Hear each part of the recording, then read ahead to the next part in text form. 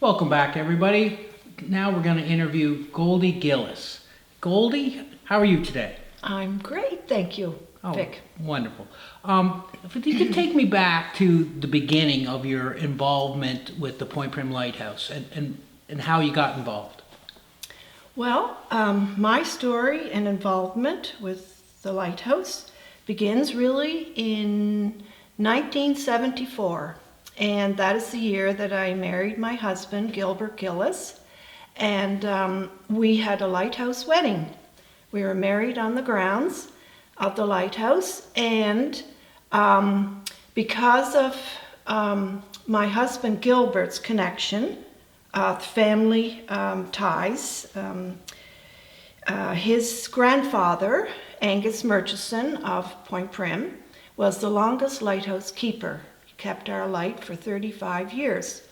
So with Angus being Gilbert's grandfather, I naturally got interested in the family and members and so on, and that is when my real interest in the lighthouse started. It was through Gilbert. I have to give him all the credit for that. And Gilbert's uncle was a lightkeeper as well. Yes, Norman Gillis.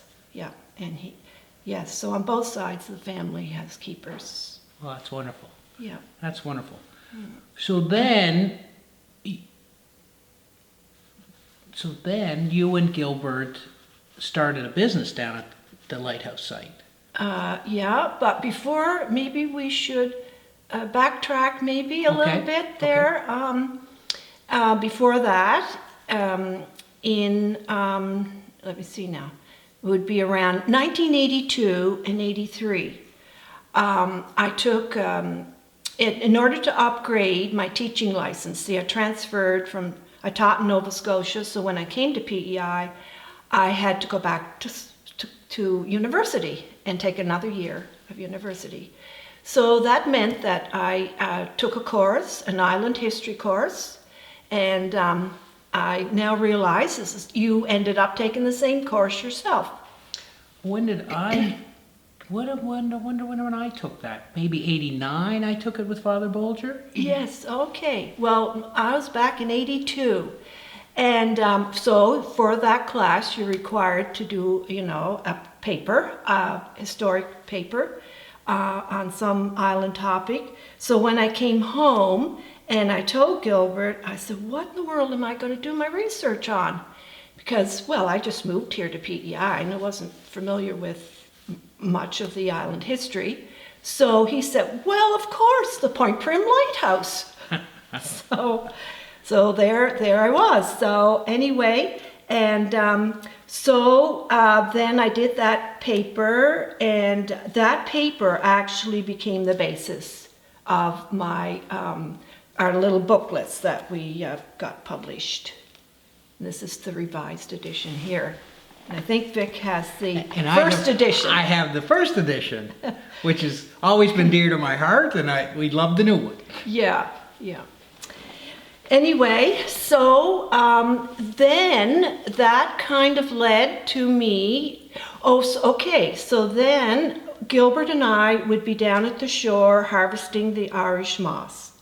And so I always went. I enjoy being on the shore and helping out in any way. So when we would be there, we would have visitors coming to the shore. And they would be wandering around and watching us and inquiring about the Irish moss. What are you going to do with that? They'd say. So we'd tell them they're eating it all the time. It's used in the food industry for ice cream and so on. So they would say, where can we go to get lunch? Is there any restaurants around here? I can't even get a cup. Where do we go to get a cup of coffee? So we got thinking, you know what? There's real need here for a little place. A little tea room of some kind for people that are visiting to the lighthouse grounds. Even then, the lighthouse was drawing people just to see the lighthouse. So anyway, in 1990, a little work beforehand where we formed a lighthouse cooperative, artist cooperative, and most of the 10 members, most of them were family members, And some of them were artisans, like Gilbert's mom was already into doing artwork and painting and selling some of her work from her barn on the Point Prim Road. And so we inquired about the old Irish Moss warehouse, which was sitting vacant, and it had been vacant for maybe possibly 30 years or so. And so we were able to buy the building, and we leased the property from Department of Fisheries and Oceans, and we opened a little tea room in 1990. Our group did. So So currently, at the time, the Women's Institute is maintaining the grounds at the Yes. lighthouse as a picnic area. as a picnic area. Yes, that's right. But they're not doing, the lighthouse is closed, Yes, but they're maintaining a picnic area because it's such natural beauty. that's right. Okay, so then, all right, we got to go back again to 1986. I don't think I mentioned that I approached so again, through being on the shore, talking to visitors, coming to see the lighthouse, it came to me, I thought, what a shame. Here's this beautiful lighthouse, very historic, a lot of family history. It's sitting closed.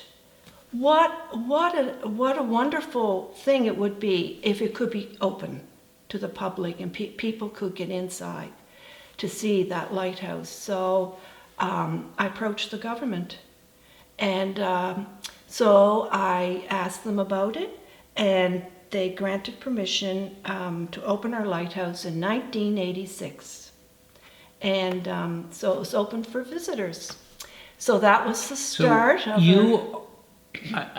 you or the co-op got permission, or was it just you? just myself and my husband Gilbert course. too. We were both working together on it. So our lighthouse was the first one on PEI to be open to the public. So And you used your historical research from Father B's course as a guidebook? I don't think we even had that available. At the- This wasn't, the first printing was not available to 1990. Okay. Yeah, we didn't even have that. Okay, so you just had, The lighthouse open, and then we had to get some students to do the guided tours. So I was involved. I was instrumental in getting students, interviewing them, a little bit of training, and getting them set up for the summer to do guided tours. at this point, are we just July and August? Just July and August, exactly. So in the 86, 87 time frame. Right. Yep. Okay. Okay. And then, all right. And you lived at that time much closer to the lighthouse. Not that you're Yes, very far, but that's right. yeah. Yeah, only a couple miles Yeah. from the lighthouse. Yeah, so that was convenient. Yes. So if we were able to check on them and so on. Yeah. If anything, issues came up, we were able to resolve it and so on. So, so then we started the Chowder House, and we started out as just three little tables. We could seat 12 people, and we just had drinks and sweets available, little tea room. So more and more people started to come, and they were asking for sandwiches and breakfast and so on. And Now, Goldie, so, was this you doing all the cooking? yes, myself and my sister-in-law. Okay. Gilbert's brother's wife, sister-in-law, Sandra Gillis. And they lived even closer. They lived in Peter Southward's former property. Okay. Okay, so her and I was more responsible for the chowders. She was more so the baker. She Okay. did all the biscuits and the desserts and all that sort of thing. She had a special knack for that. So anyway, so more demand. Oh yes, and so we just had those three little tables at the front, and the rest of it was all display area for the artwork of our artisans, and it was pull-out panels, and that took up a lot of space but that was the main purpose, to be a studio where they could work They could talk to the visitors and sell some of their work. And so there's the traffic coming to see the shore and the lighthouse, because it's a beautiful site. It always has Yes. been drawing people for generations. Right. But there's more and more people coming, and then you take advantage of that, or help fulfill a need Yes. for the artisans and for the people who would like to have a place to have tea or a drink or a coffee Exactly. and stuff like that. Yes. So with time, more and more demand for food. So eventually, after a number of years, we needed more space for tables. So we took out all those pull-out art panels and we put in more tables. And the business just kept growing and growing. And we went into chowders, and eventually we had a full menu. So we know it as the Chowder House today, but was there original name? Just Chowder House. Oh, it was always the Chowder House. Chowder House. Oh, well, excuse me. We first started out as a tea room. Yes, so it was the A tea tea room, and the room. tea room grew into the Chowder And House. then it eventually changed to Chowder House. Okay. Yeah, that's right. Right. So, so where do we go from here now? We go from, we're at the early 80s, you have mid 80s, late 80s, you're doing tours and running the open houses at the Lighthouse for the summer. Yeah. Then we have in the early 90s, the Chowder House business, and they're very synergetic, and there's getting more and more people here. Right. And it gets more and more busy for you. Exactly. So that's when, with time, the Chowder House was demanding. So it was getting, and with my husband fishing and everything, so it got to be too much for me to look after the students and the guided tours. So I decided I have to do something. So I approached the Women's Institute. Because they're maintaining the property Yes. already. And I wondered if they could take it over, the responsibility of the students and hiring and training of all that. So I went to one of their meetings, and I put my dilemma before them, and hoping that they would get interested and just want to take it over. So, and they did. So that solved my problem.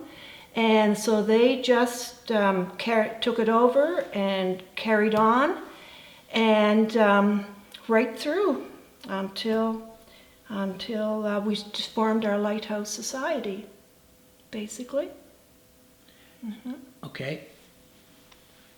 Yes, so it grew, yes, so we see a subcommittee of the Women Institute grow into the Point Prim Lighthouse Society. We get divestiture. Can you talk about your modern role in the society and work at the Lighthouse in the last 10 years? Well, the last 10 years, yeah, there was a period when I wasn't involved at all. Because you were busy with the Chowder House. Yes, and right. So, but in the last 10 years, I sort of came back on board. I mean, the Lighthouse has always been my baby, so to speak, and my special interest. So, Well, and your little history guidebook has become that written journal go-to for everyone to fact check. Right. And then hands-on experience. That's right. So basically, in the last 10 years, I've kind of taken a back seat and kind of let the society do all the basic main, what would I say? Administration? Yes, exactly. And but I have been attending all the meetings, and I am part of the board. But what about would it be 3 years ago now? I did work actually one full summer, helping out as a. And you do a lot of shoulder season work as well. And I have done, yes. And we upgraded the book. We modernized your book. And we did a second printing of this. In color. Yeah, this was done in 2016, the second printing. Yeah. When we started the tours in '86, So we'd be having visitors come in and they would start asking the students, do you have any information about your lighthouse? Like at that time we had absolutely zero, By nothing. public demand. Yes, definitely. Again, another need fulfilled. And so we realized, we got nothing. People can't take anything away, information. And so, again, I decided I see the need and I'm going to do something about it. So I got that put together and published.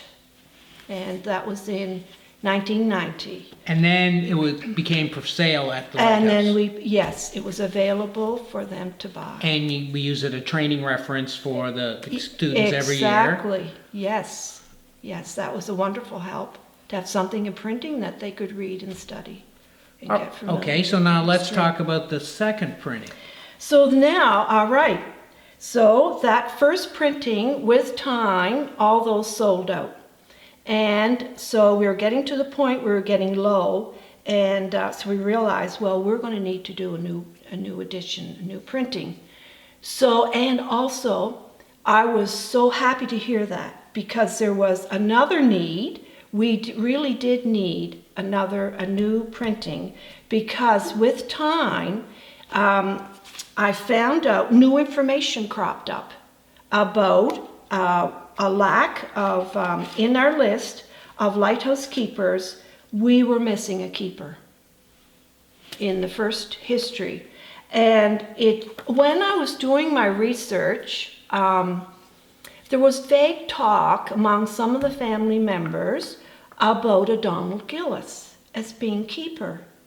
But when I did my research, all at the public archives from the big books that the Legislative Assembly kept, there was no contact. I could not find any concrete information that Donald Gillis was a keeper at our light. So therefore I didn't put him in as the listing of the keepers.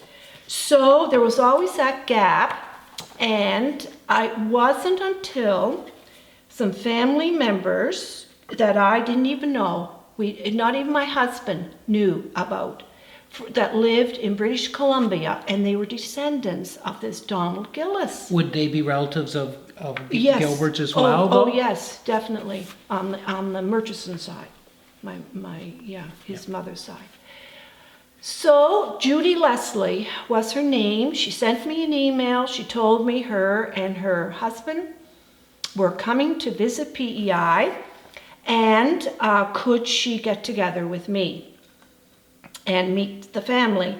So that all was arranged, and so then she confirmed it all. She had information, and she even had the dates of his term as lighthouse keeper.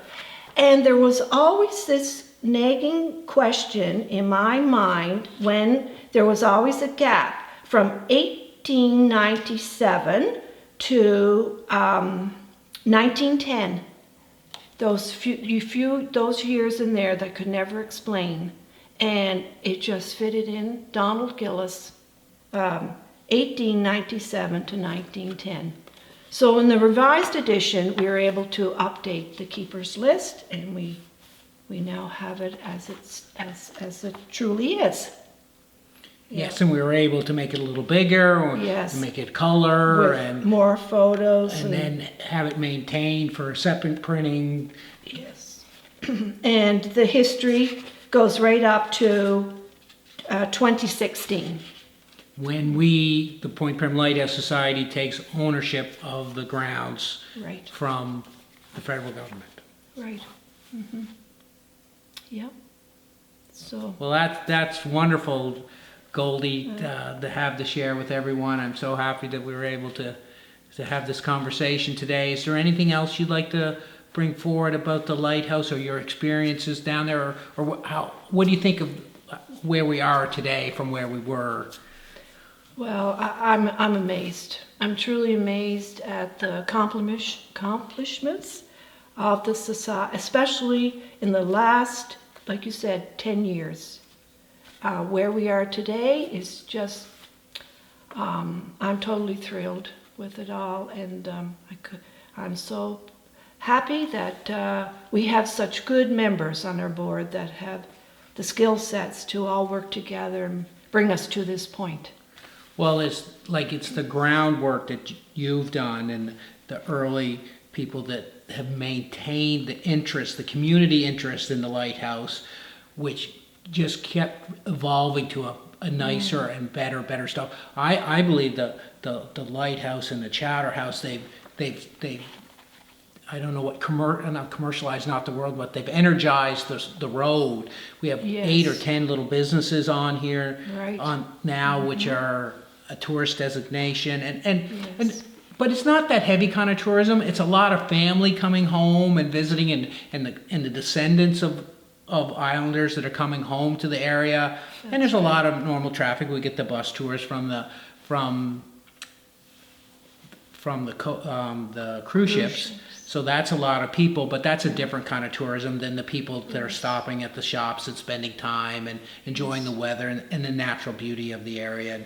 And again, Yes. Goldie, I can just thank you so much for everything you've done and continue to do down there and for the society at a daily level. Your knowledge is wonderful. The book is a great cornerstone of it, and you're training the kids often every year, and that manual increases too every year that we have for the kids. And yeah, it's just one. And then there's all kinds inside the lighthouse. There's also lots of displays and of the area and the history. And again, Goldie's had a lot to do with those, and Gilbert for years. So it's just wonderful.